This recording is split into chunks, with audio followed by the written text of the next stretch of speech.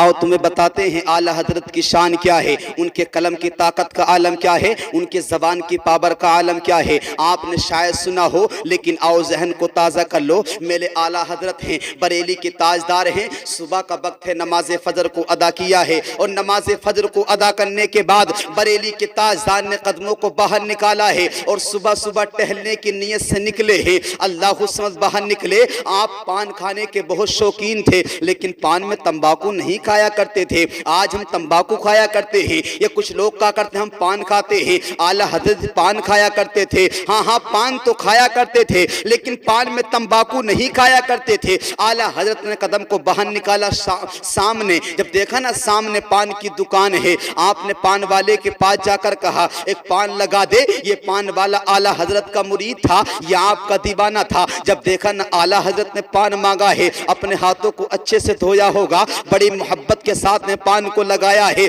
आला हजरत को पान दिया है और पान देने के बाद में आला हजरत से अर्ज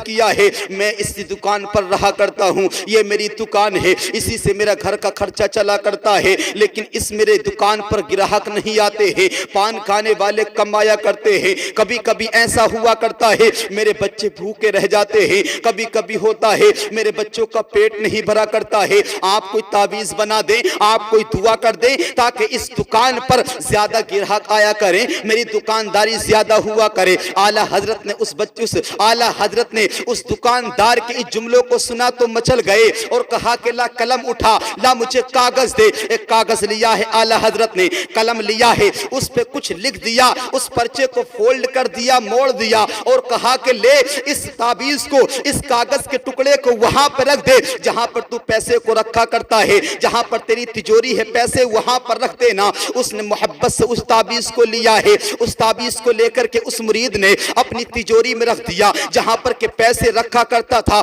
उस मकाम पर कागज के टुकड़े को रख दिया, लेकिन कागज के टुकड़े का रखना था। आला हजरत तो चले गए लेकिन लोगों की भीड़ लगना शुरू हो गई, लोग आना शुरू हो गए। ऐसी भीड़ लग रही है, नंबर से लोग पान ले रहे हैं। एक दिन गुजरा, 2 दिन गुजरे, एक दिन वो हुआ, उसी के सामने एक मुसलमान सुन्नी की दूसरी भी दुकान थी, वो भी पान की दुकान थी। उसके भी पीर आते हैं, उसके भी पीर और मुर्शिद पान खाने आए ना। उसने भी हाथ जोड़ के अर्ज किया कि सामने वाले के पीर आए थे, सामने वाले के पीर और मुर्शिद आए थे, उन्होंने ताबीज लिख दिया है। जब से इतनी दुकानदारी हो रही है उसे फुर्सत नहीं मिलती है, उसे टाइम नहीं मिलता है, लेकिन आप भी कोई ताबीज बना दे, आप भी कोई ताबीज बना दे। अल्लाह समझ आने वाले ने पूछा है, ये बड़े सच्चे पीर थे। हाँ, आज तो हर तरह का पीर मिल जाता है। कोई 20 अंगूठी पहनने वाला पीर है, कोई लाल पीले कपड़े पहनने वाला पीर है, कोई औरतों से टांगे दबाने वाला पीर है। ये पीर नहीं, झूठे मक्कार है। पीर वो होता है जो मुस्तफा की सुन्नतों पे अमल करने वाला होता है। पीर वो होता है जो नबी के दीन की पासवानी किया करता है। पीर वो होता है जो खुद भी गुलामे नबी हुआ करता है, चाहने वालों को नबी का दीवाना बना देता है। आज ऐसे पीर हैं, 20-20 अंगूठी पहने फिर रहे हैं, एक एक उंगली में 2-2 अंगूठी पहने हैं। अल्लाह समद, उनके चाहने वाले भी कई अंगूठियां पहना करते हैं। अब मैं पूछना चाहता हूं, मुस्तफा फरमाते हैं एक चांदी की अंगूठी, एक नग वाली 4.5 माशा से कम वजन की मर्द को पहनना जायज है। अगर एक या 2 या 2 से ज्यादा नग हो या वजनदार ज्यादा हो या 2 अंगूठियां हो, ये मर्द को पहनना जायज नहीं है। जो मुस्तफा के तरीके पे नहीं चलता है वो सब कुछ हो सकता है लेकिन गुलामी मुस्तफा नहीं हो सकता। असल गुलामी तो उसका नाम है जो नबी के पीछे चला करता है, असल गुलामी तो उसका नाम है जो मुस्तफा के तरीके पे अमल किया करता है। अगर वो सच्चा पीर था, उसने दुकानदार से कहा उनका पीर कौन है? उसने कहा कि उनकी आला हजरत पीर है। इतना सुन्नता मचल गया और कहने लगा मैं उनके टक्कर पे क्या ताबीज लिखूंगा, जा सामने से ताबीज ले आ। मैं ऐसा तो नहीं लिख सकता लेकिन आला हजरत के ताबीज की नकल जरूर कर सकता हूं। अब उससे कहा कि जब सामने वाली दुकान से आला हजरत के ताबीज लो के आ, मैं उस ताबीज की नकल करता हूं, उस ताबीज का दूसरा लिख देता हूं ताकि उसके जैसा ताबीज लिखूं तो थोड़ा सा फैज तेरी दुकान पे जारी हो जाए। पहले के लोग भी सच्चे हुआ करते थे। दुकानदार सामने वाले के पास गया, जाकर कहने लगा अगर तुमने तुम्हारी दुकान पे जो ताबीज रखा है, जो आला हजरत ने लिखा है, मेरे पीर साहब मंगाते हैं उस ताबीज को दे दो। آج کا کوئی انسان ہوتا تو جھوٹ بولتا، میرے پاس کوئی تعویذ نہیں ہے، میری دکان پہ کوئی تعویذ نہیں ہے۔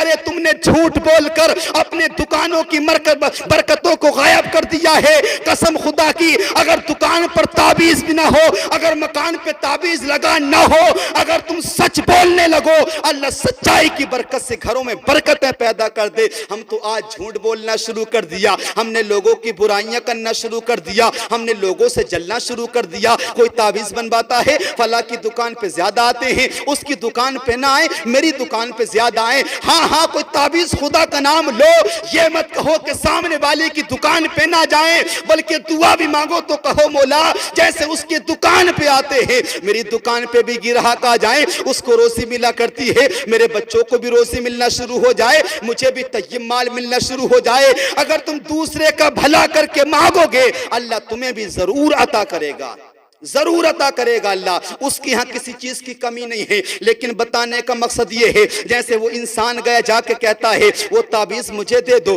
میرے پیر و مرشد منگا رہے ہیں، جو تعویذ اعلیٰ حضرت نے لکھا ہے وہ بھی بڑا نیک صالح تھا، وہ بھی بڑا سچا تھا، اس نے تعویذ کو نکال کر کے ہاتھ میں پکڑا دیا، ادب سے تعویذ لے کے آیا۔ اب پیر و مرشد جو کہ سامنے والے کے پیر تھے نا، انہوں نے اعلیٰ حضرت کے تعویذ کو لیا، اپنے ہونٹوں سے لگایا، بوسہ دیا، آنکھوں سے لگایا، تعویذ کو کھولا ہے، تعویذ کو کھول کر کے دیکھا اور دیکھتے ہی دیکھتے آنکھوں سے آنسو جاری ہو گئے، جسم کپ کپانے لگا۔ مرید کہتا ہے سرکار کیا ہوا، آنکھوں سے آنسو جاری کیوں ہو گئے؟ وہ پیر کہتے ہیں اعلیٰ حضرت کے تعویذ کی کیا نقل کروں، اس میں تعویذ ہو تو نقل کروں، اس میں دعا ہو تو نقل کروں، اس میں کوئی تعویذ دعا نہیں لکھا ہے، اس میں لکھا ہے سارے لوگ یہیں سے پان کھایا کرو۔